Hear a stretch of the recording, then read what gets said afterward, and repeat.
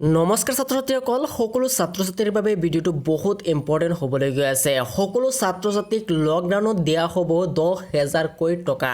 ছাত্ৰ ছাত্ৰীসকলে কেনেকৈ পাব এই টকাটো কেনেকৈ অনলাইন আবেদন কৰিব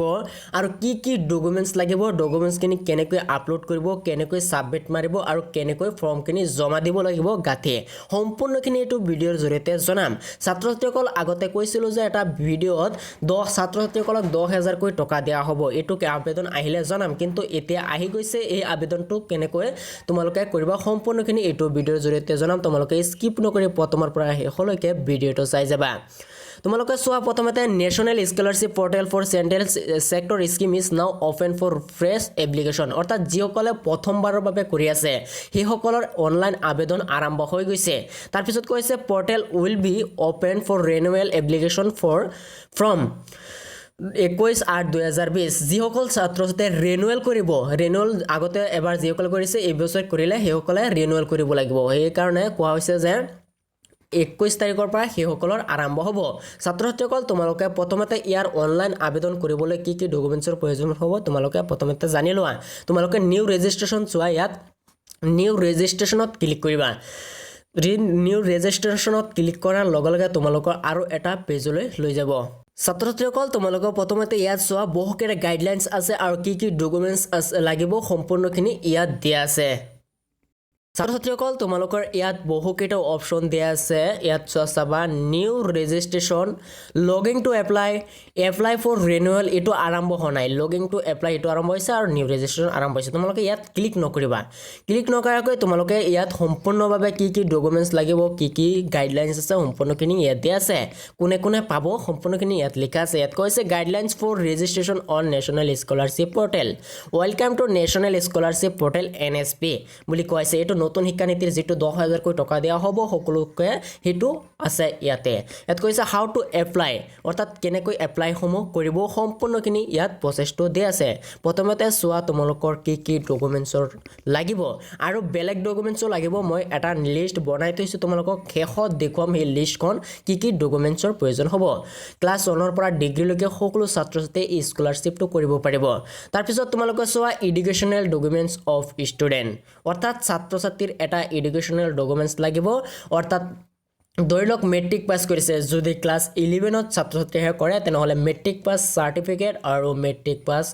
মাৰ্কশ্বিট যেখন আছে হেতু দিব লাগিব এতিয়াকৈ কোৱা হৈছে এডুকেশ্যন ডকুমেন্টছ যদি কোনোবাই ডিগ্ৰী 3rd সেমিষ্টাৰত কৰি আছে তেনেহলে 2nd সেমিষ্টাৰৰ মাৰ্কশ্বিট আৰু সাৰ্টিফিকেটখন দিব লাগিব তাৰ পিছত কৈছে student bank account number and IFSC code of the branch ছাত্ৰ ছাত্ৰীসকলৰ এটা বেংক একাউন্ট লাগিব IFSC কোড লাগিব বেংকৰ একাউন্টত আৰু ব্ৰাঞ্চ লাগিব অৰ্থাৎ ছাত্ৰ ছাত্ৰীসকলক কোৱা হৈছে যে যিসকল ছাত্ৰ ছাত্ৰী মেট্ৰিকৰ পৰা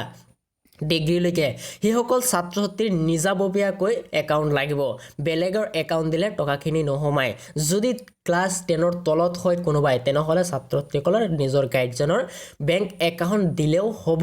টকাখিনি হোমাব তাৰ পিছত কৈছে ইয়াত কোৱা হৈছে for pre matric scholarship schemes ইয়াত বহুকেইটা লিখা আছে তোমালোকে পঢ়ি ল'বা তাৰ পিছত কৈছে আধাৰ নাম্বাৰ অফ দা ষ্টুডেন্ট অৰ্থাৎ এটা আধাৰ কাৰ্ড নাম্বাৰ লাগিব অৰ্থাৎ আধাৰ কাৰ্ড থাকিব লাগিব অৰ্থাৎ বহুতো ছাত্ৰ ছাত্ৰীৰ আধাৰ কাৰ্ড নাই বনাব পৰা নাই হেসকল ছাত্ৰ ছাত্ৰী অসুবিধাত পৰিছে কিন্তু আধাৰ কাৰ্ড নহলেও ছাত্ৰ ছাত্ৰীসকলে কৰিব পাৰিব তাৰ পিছত কৈছে if Aadhaar is not available যদি কাৰোবাৰ আধাৰ কাৰ্ড নাথাকে then bonafide student certificate from institute schools ছাত্ৰ ছাত্ৰীসকল যেতিয়া অনলাইন আবেদনটো কৰিব এপ্লাইটো কৰিব এটা মোবাইলৰ জৰিয়তে তোমালোকক জনাম কেনেকৈ কৰিবা অনলাইন আবেদনটো যেতিয়া কৰিবা তেতিয়া এটা বোনাফাইড সাৰ্টিফিকেট ওলাব সেই বোনাফাইড সাৰ্টিফিকেটটো তোমালোকে স্কুলৰ পৰা সহি কৰিব লাগিব তোমালোকৰ প্ৰিন্সিপাল হওক যদি কলেজৰ হয় প্ৰিন্সিপালে কৰাব আৰু যদি স্কুল হয় তেনেহলে হেডমাষ্টাৰে কৰাব সকলো ছাত্ৰ ছাত্ৰীয়ে নিজৰ স্কুলৰ পৰা এটা সাইন ল'ব লাগিব তাৰ পিছত কৈছে Aadhaar enrolment ID and or scanning copy of bank passbook ছাত্ৰ ছাত্ৰীসকলৰ আধাৰ কাৰ্ড যদি নাথাকে তেনেহলে বেংক পাছবুকৰ যেটো স্কেন কপি অৰ্থাৎ তোমালোকৰ বেংকৰ যেটো জেৰেক্স কপি জেৰেক্সটো তোমালোকৰ আপলোড দিব লাগিব তাত প্ৰথমতে অনলাইন আবেদনৰ সময়ত তাৰ পিছত কৈছে if institute school is different from domicile state of the application then bonafide student certificate from institute school ছাত্ৰ ছাত্ৰীসকলৰ যেটো ডোমিসাইল হ'ব হেতু হ'ব অহম বুলি লিখা থাকিব এটো তোমালোকে স্কুলৰ পৰা পাবা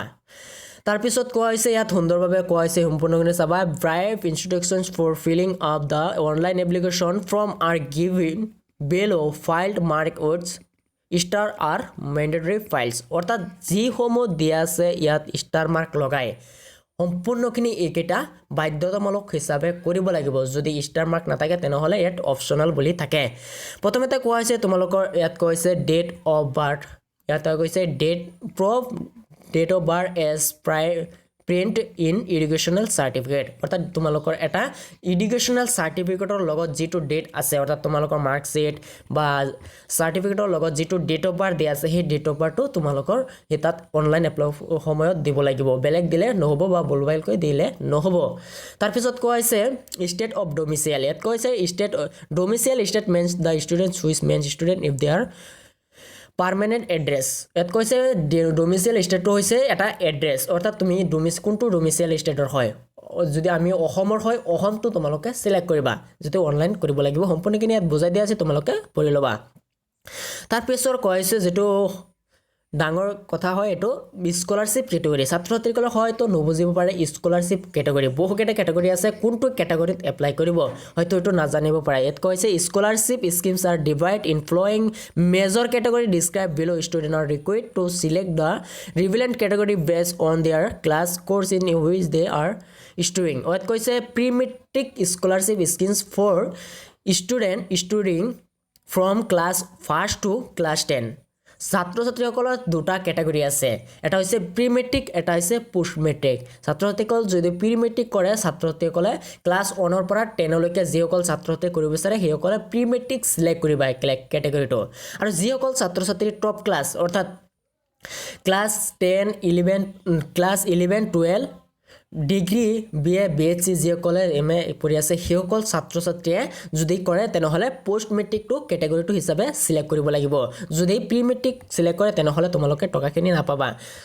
সেই কাৰণে তোমালোকে এইটো সুন্দৰভাৱে মনোযোগ দিবা ইয়াত সুন্দৰভাৱে কৈ দিয়া হৈছে সম্পূৰ্ণখিনি তোমালোকে ইয়াত চাই লবা তাৰ পিছত কৈছে ষ্টুডেণ্ট নেম ইয়াত কৈছে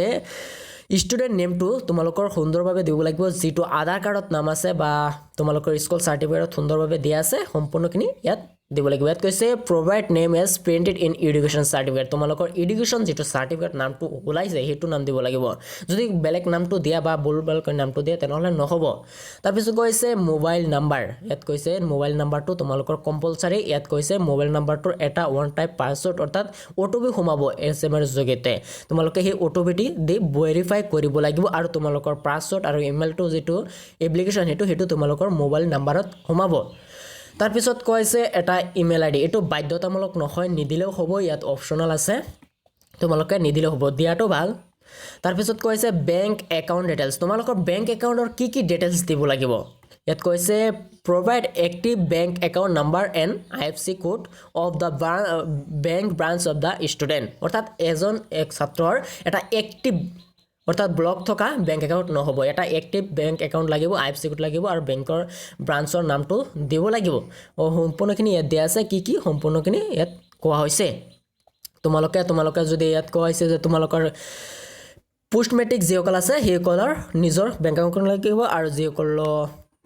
প্ৰি মেট্ৰিক আছে সেইসকল ছাত্ৰছাত্ৰীৰ ফাদাৰত দিলেও হ'ব তাৰ পিছত কৈছে আইডেন্টিটি ডিটেইলছ ছাত্ৰছাত্ৰীৰ আইডেন্টিটি ডিটেইলছটো সম্পূৰ্ণখিনি ইয়াত দিয়া আছে তোমালোকে সুন্দৰভাৱে পঢ়ি ল'বা ইয়াত কৈছে সিলেক্ট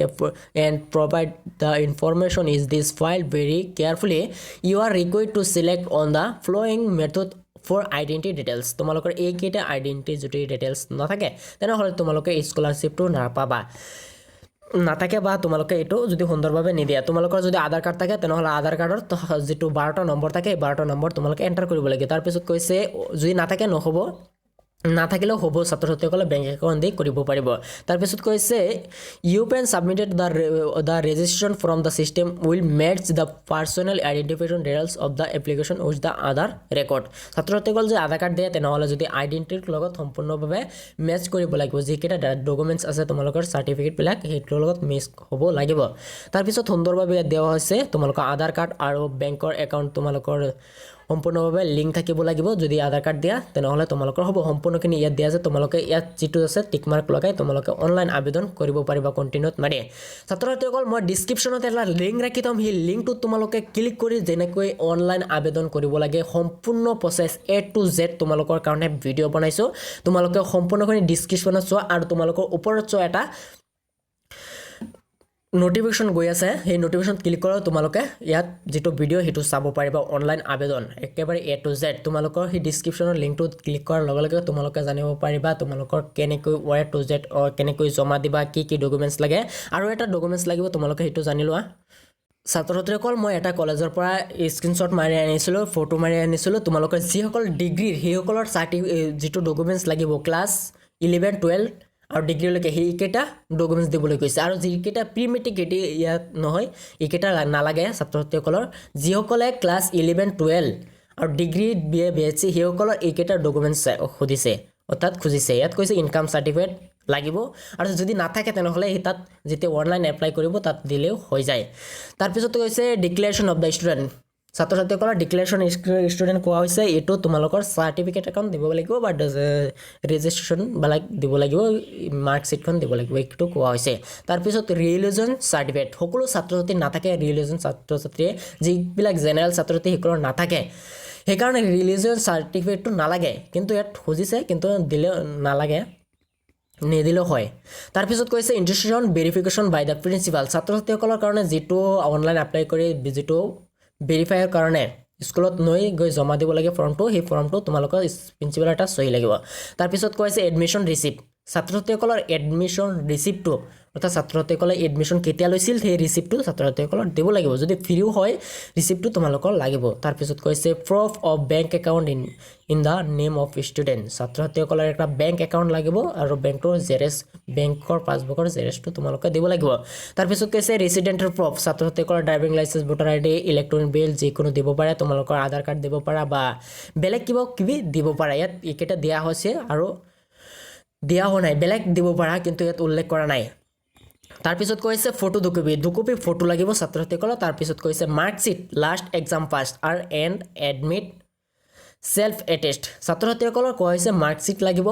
লাষ্ট এক্সাম পাছ অৰ্থাৎ তোমালোকে যদি বিএ সেকেন্ড সেমিষ্টাৰ থাকা তেনেহলে ফাৰ্স্ট সেমিষ্টাৰৰ মাৰ্কশিটখন লাগিব এনেকৈ এডমিট কাৰ্ডটো লাগিব এনেকুৱা যদি ক্লাছ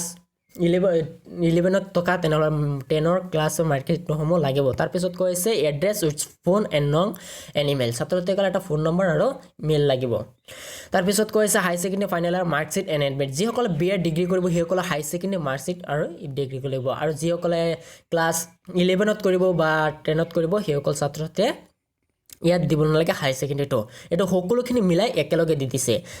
তাৰ পিছত কৈছে ক্লাছ 10 সাৰ্টিফিকেট ছাত্ৰসকলে ক্লাছ 10 সাৰ্টিফিকেটটো লাগিব যদি ডিগ্ৰীতে কৰে তেনেহলে ক্লাছ 10 সাৰ্টিফিকেট লাগিব যদি হাই সেকেন্ডাৰী ফাৰ্স্ট ইয়াৰত কৰে ক্লাছ 10 সাৰ্টিফিকেটটো লাগিব আৰু যিসকল ক্লাছ 1 ৰ পৰা 10 লৈকে সেইসকল ছাত্ৰ ছাত্ৰীৰ ইয়াৰ পৰা এটাও ডকুমেন্টছ নালাগে এটো বেলেগ চিষ্টেমত তাকে যেতে অনলাইন আবেদন কৰে তোমালোকে